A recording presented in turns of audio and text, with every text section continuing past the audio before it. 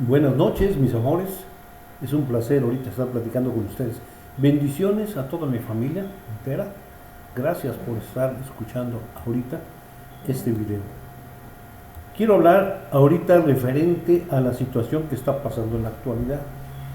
No me voy a referir específicamente al virus. Se va a tratar colateralmente, pero específicamente qué está pasando alrededor del mundo entre nosotros mismos, la familia, los amigos, parientes cercanos, y cómo está nuestra fe hoy. El tema que quiero tocar se llama: debemos fortalecer nuestra fe en Cristo Jesús. Vamos a iniciar leyendo el Salmo 94, del versículo 12 al 15. Pero antes vamos a hacer una oración. Padre nuestro, guía mis pasos, guía mis manos, guía mi boca para que lo que yo vaya a hablar sean tus palabras y no las mías. Te damos las gracias en el nombre de Cristo Jesús. Amén. Dice lo siguiente, el Salmo 94, iniciando versículo 12. Bienaventurado el hombre a quien tú, Señor, corriges, y en tu ley le instruyes para hacerle descansar en los días de la aflicción. Para hacerle descansar en los días de aflicción. En tanto que para el impío, o sea, el malo, se cava el hoyo. Porque no abandonará el Señor a su pueblo, ni desamparará su heredad, sino que el juicio será vuelto a la justicia, y en pos de ella irán todos los rectos de corazón. Aquí quiero hacer una mención. No todos somos hijos de Dios, todos somos creación de Dios, pero no todos somos sus hijos. Vamos a ver esto con detalle, lo que dice la Biblia, porque nosotros, los que hemos creído en Dios, somos hijos de Dios, y de eso voy a querer hablar. Pero ahorita yo quiero hacer énfasis en esto otro siguiente, en mencionar qué es lo que está pasando y cómo podemos con seguridad saber que lo que dice la Biblia, porque nosotros confiamos en la Biblia, confiamos que toda la palabra de Dios es viva y eficaz y es verdadera y más cortante que toda espada de dos filos. Confiamos en que todo lo que dice es verdadero. A ver, acompáñenme a Mateo 24, del versículo 2 en adelante. Síganme, por favor. Mateo 24. Es el primer libro del Nuevo Testamento. Mateo 24. Dice así, versículo 3. Se refiere como subtítulo a señales antes del fin. Y estando él sentado en el monte de los olivos, se refiere a Jesús, los discípulos se le acercaron aparte diciendo: dinos, ¿cuándo serán estas cosas y qué señales habrá de tu venida y del fin del siglo o del fin del mundo? Esto quiere decir que en una presentación que hizo ante mucha gente, una multitud del Señor, estuvo hablando precisamente del fin del mundo y que Él vendrá nuevamente. Por eso es que le hacen esta pregunta a los apóstoles. Respondiendo Jesús les dijo: mirad que nadie os engañe, porque vendrán muchos en mi nombre diciendo: yo soy el Cristo, y a muchos engañarán. Y oiréis de guerras y rumores de guerras. Mirad que no os turbéis, porque es necesario que todo esto acontezca, pero aún no es el fin. Voy a ir haciendo paréntesis para explicar esto. Sí, vendrán muchos en el nombre de Jesús. Ahorita en la actualidad ya hay muchos que se hacen nombrar que son Jesús. Hubo por allí uno que se decía Jesucristo, hombre, aquí en la tierra, ya murió, ahora es su esposa, dice ser Cristo. Imagínense, hasta una mujer dice ser Cristo. Y muchos, porque aquí dice que muchos engañarán, muchos vendrán diciendo que Él es el Cristo. Pero no debemos dejarnos engañar por esto. Y después dice: oiréis de guerras y rumores de guerras.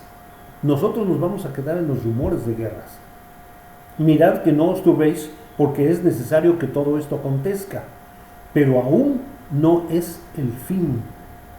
Aquí el Señor Jesús está hablándole a los apóstoles, que eran judíos, todos ellos eran judíos.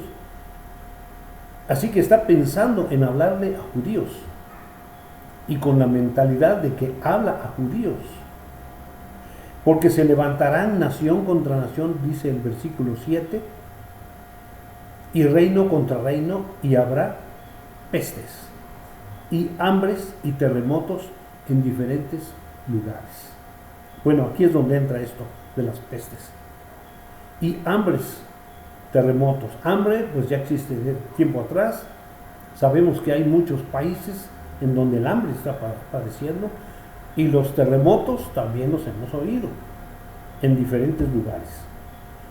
Y todo esto será principio de dolores. Aquí sigue hablando Jesús a sus apóstoles, respondiéndoles su pregunta. Aquí donde dice, y todo esto será principio de dolores, es el 8. Vamos a ver el 9.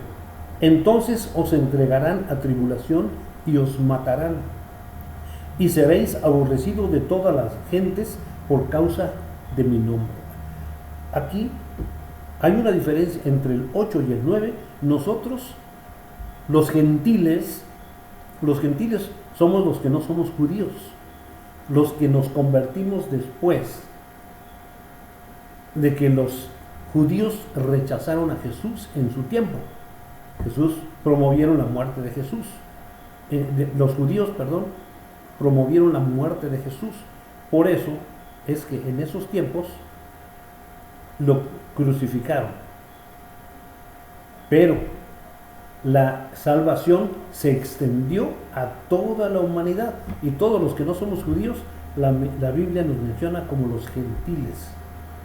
Bueno, entonces nosotros vamos a llegar nada más hasta el versículo 8, porque va a haber un arrebatamiento del pueblo de Dios, porque Jesús va a venir y va a tomar a todo ese pueblo, el pueblo que entregó su vida a Jesucristo. Ahorita vamos a verlo con detalle del por qué, pero voy a detenerme tantito en esto, de lo que mencioné. El 8 dice, y todo esto será principio de dolores. Ahí nos vamos a quedar nosotros. ¿Por qué? Porque en ese momento va a ser el arrebatamiento de la iglesia cristiana, de todos los que confiaron en Jesucristo. No todos que estén dentro de la iglesia cristiana se van a salvar, porque hay muchos que sí son de corazón verdadero, entregado a Jesucristo, y otros que nada más aparentan, y así lo dice la palabra. Muchos me dirán en aquel tiempo, Señor, Señor, pero su corazón está lejos de mí. Bueno, entonces ahora vamos a Segunda de Tesalonicenses. Esto también es en el Nuevo Testamento, eso es más adelante. Se pasan todos los evangelios, pasamos Hechos, Corintios, Hebreos, hasta llegar a Segunda de Tesalonicenses. Es Primera de Tesalonicenses. Vamos a empezar a leer desde el capítulo 4, a partir del versículo 13. Capítulo 4, versículo 13. Y dice así, esta carta la escribe Pablo a los de Tesalónica. Tampoco queremos, hermanos, que ignoréis acerca de los que duermen, se refiere a los que ya murieron, para que no os entristezcáis como los otros que no tienen esperanza, los que no creen en Jesús, ¿verdad? Porque si creemos que Jesús murió y resucitó, así también traerá Dios con Jesús a los que durmieron en él, a los que creyeron en Jesús y murieron. Por lo cual os decimos esto en palabra del Señor, que nosotros que vivimos, que habremos quedado hasta la venida del Señor, no procederemos a los que durmieron, es decir, ellos van a ir adelante de nosotros. Porque el Señor mismo, con voz de mando, con voz de arcángel y con trompeta de Dios, descenderá del cielo, y los muertos en Cristo resucitarán primero. Luego nosotros, los que vivimos, los que hayamos quedado, seremos arrebatados juntamente con ellos en las nubes para recibir al Señor en el aire, y así estaremos siempre con el Señor. Esto suena como una película de ciencia ficción o de fantasías, porque no estamos acostumbrados a ver este tipo de milagros. Pero esto va a ser un milagro, el Señor va a rescatar a su pueblo antes de que venga la tercera guerra mundial, incluso la pre-aparición de la tercera guerra mundial. Se conoce en la Biblia como la tribulación y la gran tribulación, que será de 7 años. La tribulación será los primeros 3 años y medio de conflictos y asuntos, y en lo que se manifiesta el anticristo, y los segundos 3 años y medio serán del desatamiento de la tercera guerra mundial, que será terrible. Bueno, esto quería yo leerlo porque para nosotros hay esperanza. Para los que creemos en Jesucristo, este es el camino que debemos seguir. Ahora les hablaba yo al principio de quiénes son los que se salvan y quiénes son los que no se salvan. Ahora vamos a regresarnos al Evangelio de Juan en el capítulo 3, que es el último de los 4 evangelistas que escriben. Aquí hay un escrito donde Jesús está hablando con un fariseo, pero de los buenos, Nicodemo, y veremos qué es lo que dice. Aquí vamos a ver quiénes son hijos de Dios y quiénes son hijos de Dios. Pónganme mucha atención. Respondió Nicodemo y le dijo: ¿cómo puede hacerse eso? Perdón, voy a leer desde el versículo 7. Dice Jesús, vamos a leer desde el versículo 1. Capítulo 3 del Evangelio de Juan, desde el versículo 1. Había un hombre de los fariseos que se llamaba Nicodemo, un principal entre los judíos. Este vino a Jesús de noche y le dijo: Rabí, sabemos que has venido de Dios como maestro, porque nadie puede hacer estas señales que tú haces si no está Dios con él. Respondió Jesús y le dijo: de cierto te digo, que el que no naciere de nuevo no puede ver el reino de Dios. Repetimos: el que no naciere de nuevo no puede ver el reino de Dios. Nicodemo le dijo: ¿cómo puede un hombre nacer siendo viejo? ¿Puede acaso entrar por segunda vez en el vientre de su madre y nacer? Respondió Jesús: de cierto te digo, que el que no naciere de agua y del Espíritu no puede entrar en el reino de Dios. Lo que es nacido de la carne, carne es, y lo que es nacido del Espíritu, Espíritu es. Cuando dice que nacimiento por segunda vez, la clave está en los versículos 5 y 6. Cuando Jesús le dice: de cierto te digo, que el que no naciere de agua y del Espíritu no puede entrar en el reino de Dios. Nacer del agua es nacer físicamente. Vamos a comprobarlo en el segundo versículo. Se nace físicamente del agua. Nosotros estamos compuestos de un 85% de agua, nuestro organismo. Y también tenemos que nacer del Espíritu. Entonces, si hay un nacimiento del agua, ya nacimos. Falta el nacimiento espiritual. Y el versículo 6 dice: lo que es nacido de la carne, vuelve a repetir, vuelve a hacer referencia al nacimiento físico. Lo que es nacido de la carne, carne es, y lo que es nacido del Espíritu, Espíritu es. Vamos a ver qué más le sigue diciendo. No te maravilles que te dije, os es necesario nacer de nuevo. El viento sopla de donde quiere y oyes su sonido, mas ni sabe de dónde viene ni a dónde va. Así es todo aquel que es nacido del Espíritu. Aún así sé que quedan muchas dudas de esto, porque yo lo digo en función de cuando yo lo escuché por primera vez, que no lo entendí con claridad.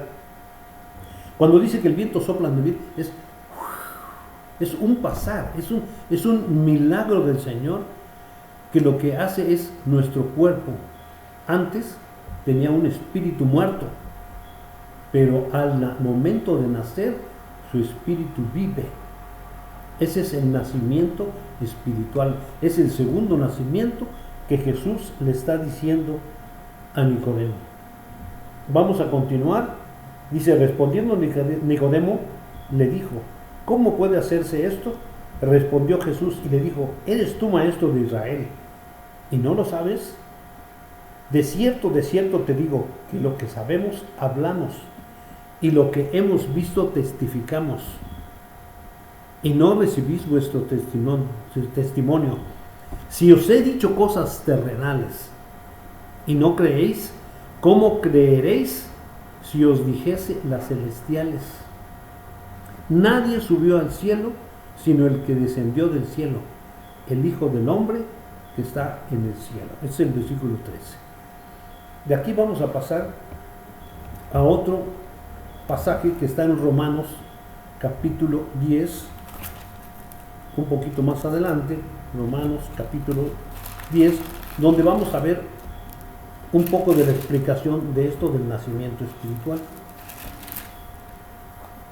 10, capítulo 10, desde el 9 en adelante.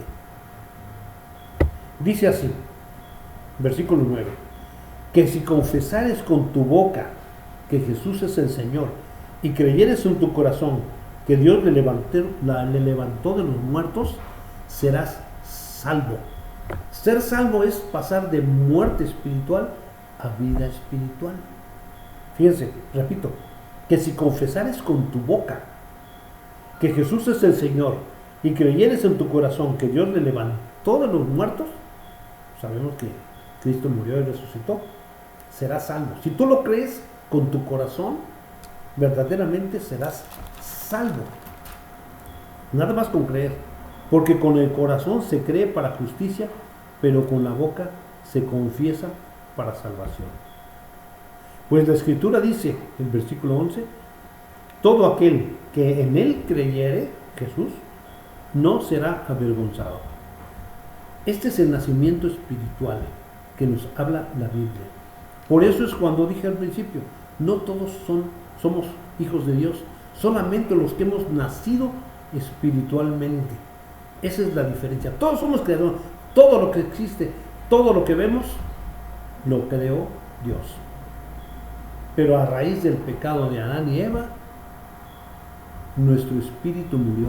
Todo aquel que nace, bueno, los niños mientras son pequeñitos, tienen vida. Si muere un bebé recién nacido, ese se va al reino de los cielos. Pero cuando crece el niño y comete su primer pecado, su espíritu muere. Y hasta que recibe a Jesucristo, hasta que confiesa con su boca que Jesús es el Señor y que creyere en su corazón. ¿Qué quiere decir creer en su corazón? Autenticidad de creencia. No es, ay, yo creo que va a llover, a lo mejor llueve, a lo mejor no llueve. No, no. Creer de la misma manera que creemos que mañana va a amanecer. Todos estamos perfectamente convencidos que mañana va a amanecer. Si de esa manera creemos que Jesucristo es el Señor y que el Señor lo levantó de los muertos, seremos salvos. Es un regalo de Dios. Y ahora vamos a un poquito más adelante, ya para concluir, a otro pasaje de Pablo que se llama Efesios capítulo 2, después de Filipenses, Colosenses, pasamos también, no, es antes de Filipenses, está Efesios capítulo 2, el 9 y 10. Desde el 8 dice, porque por gracia sois salvos por medio de la fe, y esto no de nosotros, pues es don de Dios o regalo de Dios, no por obras, porque mucha gente piensa que es por obras la salvación, y no es así.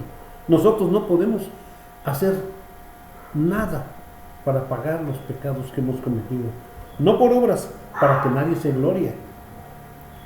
Porque somos hechura suya, creados en Cristo Jesús, sí, para buenas obras, las cuales Dios preparó de antemano para que anduviésemos en ellas.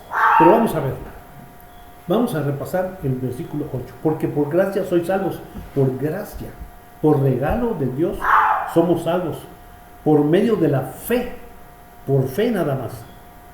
Y esto no de vosotros, pues es don de Dios, no por obras, para que nadie se glorie. Entonces, aquí sabemos que la salvación es un regalo de Dios, con todos los pecados que cometimos en el pasado. Si hayamos sido asesinos, ladrones, todo lo que fuere, será que nos regala el Señor la salvación cuando hay un verdadero arrepentimiento en nuestro corazón. El Señor nos lo regala. Por eso hoy yo quiero decir a todo aquel que escucha esta conferencia, quiero decirle, si quiere recibir a Jesucristo en su corazón, con confesarlo, con autenticidad en su corazón, si lo confiesa, como dice la palabra, seremos salvos. Yo lo confesé hace 22 años y aquí sigo predicando su palabra, caminando en los caminos del Señor, ayudando a otras personas a que conozcan también de Jesucristo, lo que Él hizo por nosotros para nuestra salvación. Si realmente tú que me estás escuchando sientes la necesidad de reencontrarte con Dios, de encontrarte con Él por primera vez en tu vida, cierra tus ojos y repite esta frase conmigo. Padre nuestro, tú que eres el Dios del universo, quiero pedirte, Señor, que repite todo después de mí, que me perdones todos mis pecados, Señor. Yo he sido pecador, lo reconozco. Reconozco también que tú eres Dios, Señor Jesús, que tú moriste en la cruz para salvarme, que tú me regalas la salvación porque yo no puedo hacer nada para poder pagar toda la deuda que tengo contigo por los pecados que he cometido. Te pido, Señor, que me perdones. Te entrego mi vida entera para que tú la corrijas, Señor. De aquí en adelante quiero empezar a caminar en rectitud, porque hoy que estamos pasando esta situación tan difícil, hoy que podemos dedicarnos un poquito más tiempo a ti, Señor, a estudiar tu palabra, a saber de ti, a comunicarnos contigo a través de la oración, te doy las gracias porque me has hecho llegar hoy hasta tus pies para decirte que me arrepiento de todo lo malo, todos los pecados que he cometido, Señor. Sé que tú me perdonarás porque esa es una de tus promesas. Gracias, Padre, por tanta bendición que tú me has dado ahora, hoy, en este momento, y te pido que me inscribas en el libro de los que se van a salvar, de todos aquellos que creyeron en ti, Señor, porque yo quiero irme contigo, Padre. Me arrepiento de todos esos pecados que he cometido, Señor. Gracias por esta palabra. Gracias, Señor, porque tú me entiendes. Te doy las gracias, Padre. Sé que me escuchas.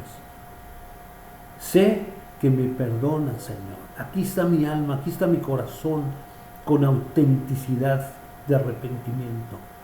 Gracias, Señor, te doy en el nombre de tu amado Hijo Jesucristo. Amén y amén. Si tú hiciste esta oración, ese es el principio. Puede ser en ese momento el nacimiento espiritual de tu vida, si lo haces con autenticidad. Si no, es el principio del conocimiento de la palabra de Dios para que empieces a profundizar en la palabra. Porque para conocer a Dios hay que oír y oír la palabra de Dios. Este es un principio. Acércate más a Cristo y muchos creerán también. Dice la palabra también que si nosotros creyéremos en Jesucristo, tú y tu familia serán salvos. Con esto me despido, en el nombre de Cristo Jesús. Amén.